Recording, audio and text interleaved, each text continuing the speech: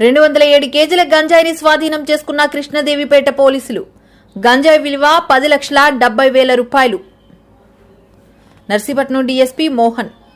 అనకాపల్లి జిల్లా గొలగొండ మండలం Krishnadevipeta police station పరిధిలో గల అల్లూరి సీతారామరాజు పార్క్ సమీపంలో సోమవారం తెల్లవారుజామున అక్రమంగా తరలిస్తున్న 207 కేజీల గంజాయిని ఇద్దరు వ్యక్తులను Narsipatnam circle inspector Hari, Makavarapalem SI Ramakrishna, Krishnadevipeta SI M Upendra పట్టుకున్నారని నర్సీపట్నం డీఎస్పీ మోహన్ తెలియజేశారు. స్థానిక పోలీస్ స్టేషన్లో ఏర్పాటు చేసిన విలేకరుల సమావేశంలో డీఎస్పీ మాట్లాడుతూ, ముందస్తుగా అందిన సమాచారం మేరకు పార్కు వద్ద మాటు వేసి గంజాయిని తరలిస్తున్న ఇద్దరు వ్యక్తులను, ఒక బైకు, 2 సెల్ ఫోన్లు స్వాధీనం చేసుకోవడం జరిగిందన్నారు.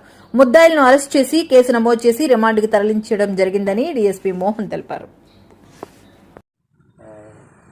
కేడీపేట పోలీస్ స్టేషన్ లిమిట్స్లో అల్లూరు పార్క్ దగ్గర ఈరోజు అంటే 16వ తారీఖు ఈరోజు తెల్లవారుజామున 5 గంటలకే మా రూరల్ సిఐ గారు వాళ్ళ దగ్గర ఉన్న rural inspectors, rural sub inspectors Upendra and Ramakrishna గారు, తర్వాత సిబ్బంది వీళ్ళందరూ కలిసి ఒక 207 కేజీల గాంజా, ఒక బైకు, ఒక ఆండ్రాయిడ్ ఫోను, అలాగే ఒక కీప్యాడ్ మొబైల్ ఫోను, ఇవన్నీ కూడా అల్లూరి పార్క్ దగ్గర ఇద్దరు మనుషులు అనుమానాస్పదంగా మోటార్ సైకిల్ మీద వెళ్తుంటే వాళ్ళని అనుమానాస్పదంగా పట్టుకున్న తర్వాత వాళ్ళని ఇంట్రాగేట్ చేస్తే వాళ్ళ దగ్గర మనకి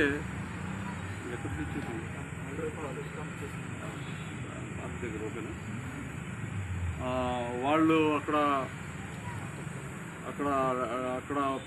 అల్లూరు పార్క్ దగ్గర లోపల చెట్లలో దాచిన ఒక 207 కేజీలు ట్రాన్స్పోర్ట్ చేయడానికి రెడీగా ఉంచారు.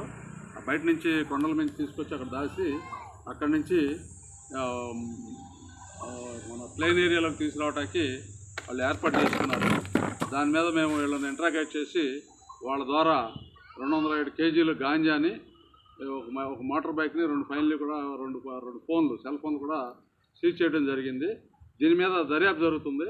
వీళ్ళకి ఈ మెటీరియల్ ఎక్కడి నుంచి వచ్చింది, ఈ మెటీరియల్ ఎక్కడికి తీసుకెళ్తున్నారు అనేది జరుగుతుంది. అయితే ప్రస్తుతానికైతే దీన్ని మధ్యవర్తుల సమక్షంలో ఈ సదరు గంజాయిని సీజ్ చేయడం జరిగింది. వాళ్ళిద్దరిని కూడా ఈరోజు రిమాండ్కి పంపించడం జరిగింది. దీనికి కనెక్టెడ్గా ఉన్న ఇంకొక ఇద్దరు అబ్స్కాండింగ్ అయ్యి ఉన్నారు, పరారులో ఉన్నారు. ఈ గంజాయి సప్లై చేసిన వాళ్ళని, అలాగే ఈ గంజాయి ఎవరికైతే రిసీవర్స్ ఉంటారో వాళ్ళు కూడా ఐడెంటిఫై అయ్యారు. సో దీని మీద మనం ఇన్వెస్టిగేషన్ చేస్తున్నాము. వాళ్ళని కూడా త్వరలో పట్టుకుని అరెస్ట్ చేస్తున్నాం. ఇది ఈ వారంలోనే గత 10వ తారీఖున, ఈ కేసుకి అంతే ముందు గత 10వ తారీఖున నర్సీపట్నం నెల్లిమెట్ల విలేజ్లో, నర్సీపట్నం రూరల్ మండలం నెల్లిమెట్ల విలేజ్లో 267 కేజీల గంజాయి కూడా మేము పట్టుకోవడం జరిగింది. దాంట్లో కూడా ఒక 3 వ్యక్తులను అరెస్ట్ చేయడం జరిగింది. అంటే మేము ప్రస్తుతం ఈ నర్సీపట్నం సబ్ డివిజన్ ఏరియాలో ఈ ఎలక్షన్స్ సందర్భంగా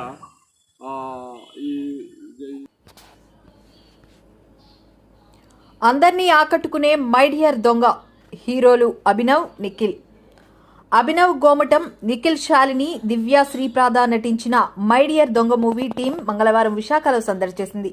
ఈ మేరకు నగరంలోని ఒక హోటల్లో జరిగిన మీడియా సమావేశంలో వారు మాట్లాడారు. హీరో అభినవ్ మాట్లాడుతూ, ఈ సినిమా ఈ నెల 19న విడుదలవుతుందని చెప్పారు. మంచి కంటెంట్ ఉన్న చిత్రం ఇది. ఇందులో తాను దొంగగా నటించాను అన్నారు. చాలా క్లారిటీ ఉన్న దొంగ అన్నారు. అత్యాశ లేకుండా అవసరాల కోసం మాత్రమే దొంగతనాలు చేస్తాడు. గతంలో మంచి దొంగ, అడవి దొంగ, జేబు దొంగ సినిమాలు వచ్చాయని గుర్తు చేశారు. హీరోయిన్ శాలిని మాట్లాడుతూ, ఇందులో నిఖిల్ బాయ్ ఫ్రెండ్ పాత్ర, అభినవ్ దొంగ పాత్రలో కనిపిస్తారు. ఎవరైనా ఎలాగైనా ఉండొచ్చు అన్నట్టు చూపించామన్నారు. కాబట్టి అందరికీ ఈ చిత్రం బాగా కనెక్ట్ అవుతుందన్నారు. దివ్య శ్రీపాద మాట్లాడుతూ, వేసవిలో పన్నీటి జల్లు వంటి సినిమా అన్నారు.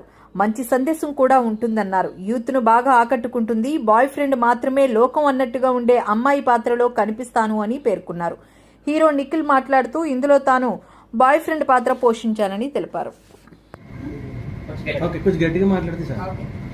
థ్యాంక్ యూ అండి మీడియా వాళ్ళందరికీ ఇక్కడికి వచ్చినందుకు. మూవీ పేరు మైడియర్ దొంగ. ఆహాలు రిలీజ్ అవుతుంది April 19. అండ్ నా పేరు శాలిని కొండేపూడి. నేను writer, actor of the film. And Divya one of the most important character play చేసింది. She plays the supporting best friend of a woman who was played by me Sujatha అని. And Nikhil played the boyfriend character, and Abhinav Donga. So చాలా సరదాగా comedy స్పేస్లో రామ్-కామ్ స్పేస్లో ఉండే story.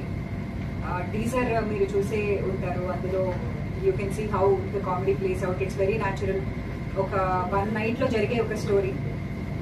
చాలా సరదాగా easy breezy fun watch. And అంతకు మించి ఏముంటుంది, సరదాగా ఉంటుంది. మంచి రిలేషన్షిప్ స్పేస్లో ఉన్న ఒక story. And we had lots of fun shooting.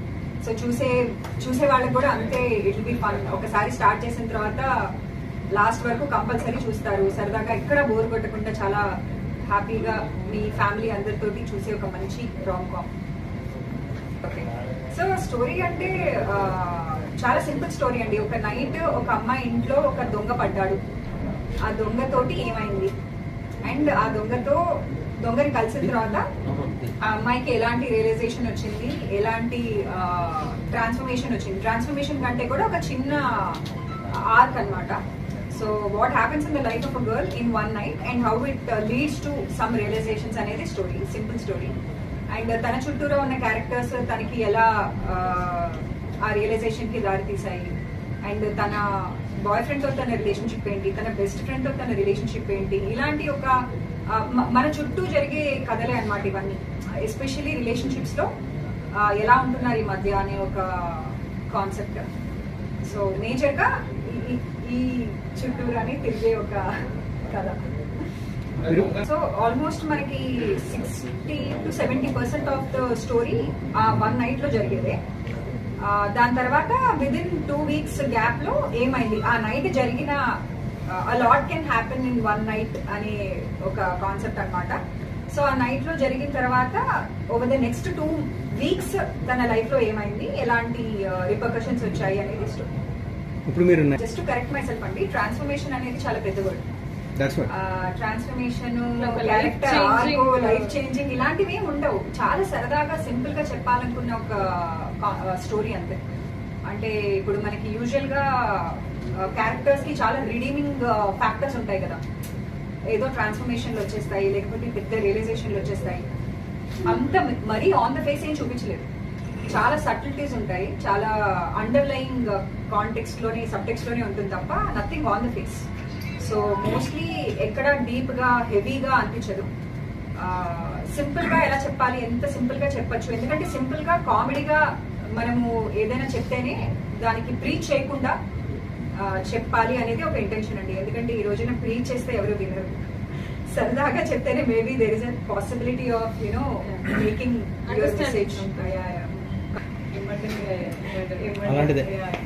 అలాంటి ఒక ఫన్ స్టోరీ అన్నమాట. What is the inspiration? ఇంకా మనమే రాసుకోవాలి అనే ఒక చిన్న ఇది ఏర్పడింది. ఒక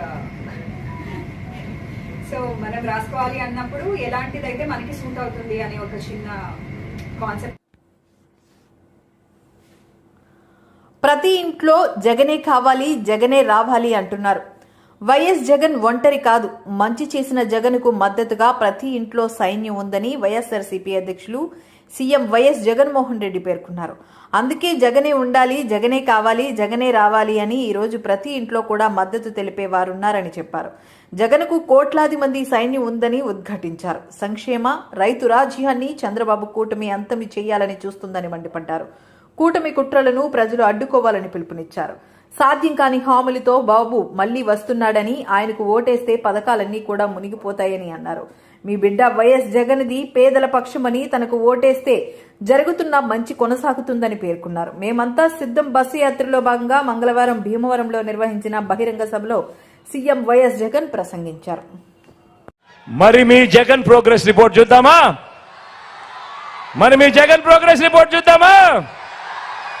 ఈ 58 నెలల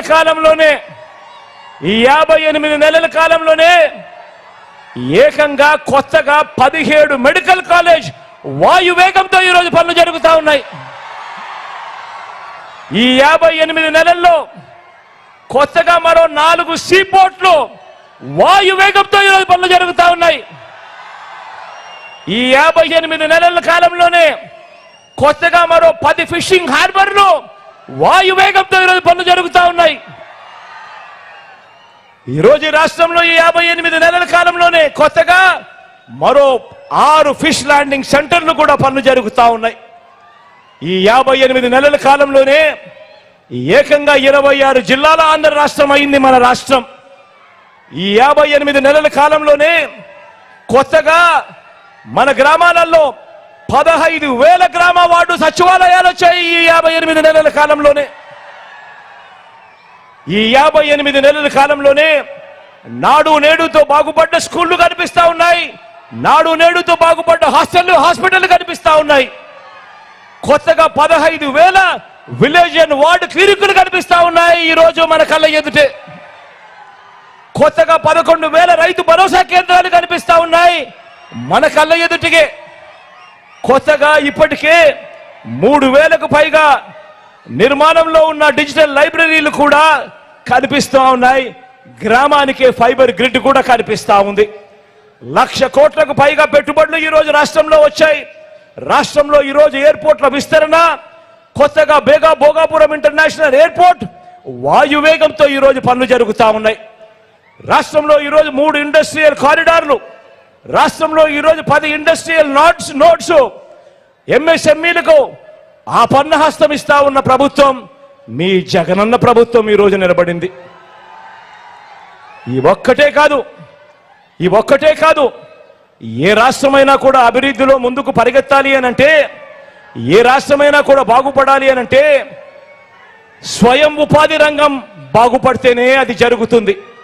ఆ స్వయం ఉపాధి రంగానికి ప్రోత్సాహం ఇస్తూ మీ బిడ్డ ప్రభుత్వంలో ఈరోజు ఒక ఆసరా, ఒక 0 వడ్డీ, ఈరోజు ఒక చేయూత, ఒక కాపు నేస్తం, ఈరోజు ఒక ఈబీసీ నేస్తం, ఈరోజు స్వయం ఉపాధి రంగానికి ప్రోత్సాహం ఇస్తూ ఈరోజు ఒక వాహన మిత్ర, ఈరోజు ఒక మత్స్యకార భరోసా, ఈరోజు ఒక చేదోడు, ఈరోజు ఒక తోడు, ఈరోజు ఒక నేతన్న నేస్తం, ఈరోజు ఇవన్నీ కూడా స్వయం ఉపాధి రంగంలో ఈరోజు అడుగులు వేయిస్తూ రైతు భరోసా నుంచి మొదలు పెడితే ఇవన్నీ కూడా జరుగుతూ ఉన్నాయి. కాబట్టి ఈరోజు రాష్ట్రం అభివృద్ధిలో దేశంలో టాప్ 5 రాష్ట్రాలలో ఈరోజు మన రాష్ట్రం కూడా ఒకటి ఉండి పరిగెత్తా ఉంది ఈ రోజు అని కూడా చెప్తా ఉన్నా.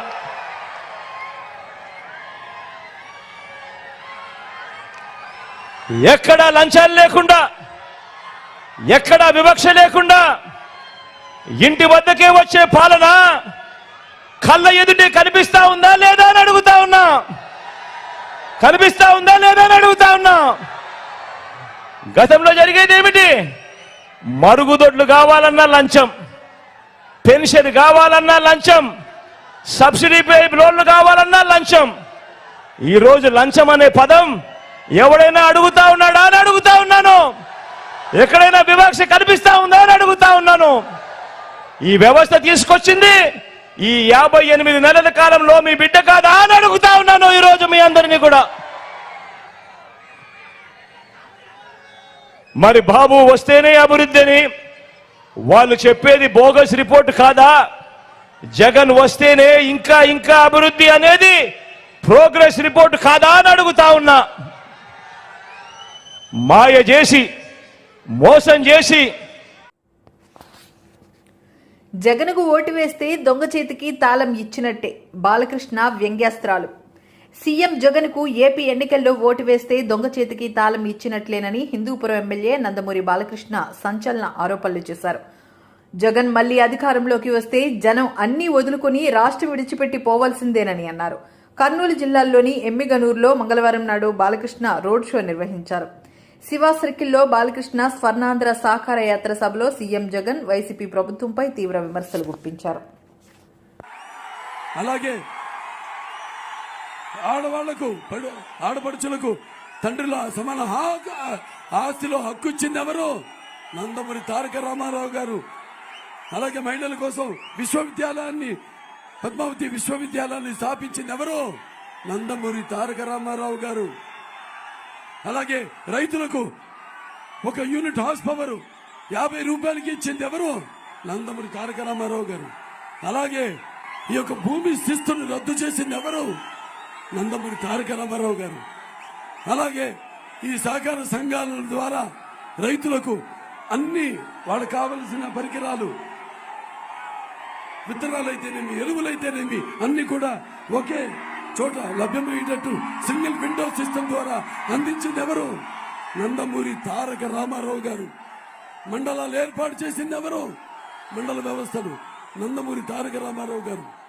అలాగే ఆనాడు దళిత సోదరులున్నారు, వాళ్ళందరూ కూడా ఏబిసిడి వర్గీకరణ చేసి ఆనాడు జస్టిస్ పుల్లయ్య కమిషన్ ఏర్పాటు చేసి ఆనాడు వాళ్ళ సిఫార్సులన్నీ అమలు చేసి వాళ్ళ ద్వారా మరి ఉద్యోగాలు, అదనపు ఉద్యోగాలు తీసుకొచ్చింది ఎవరు?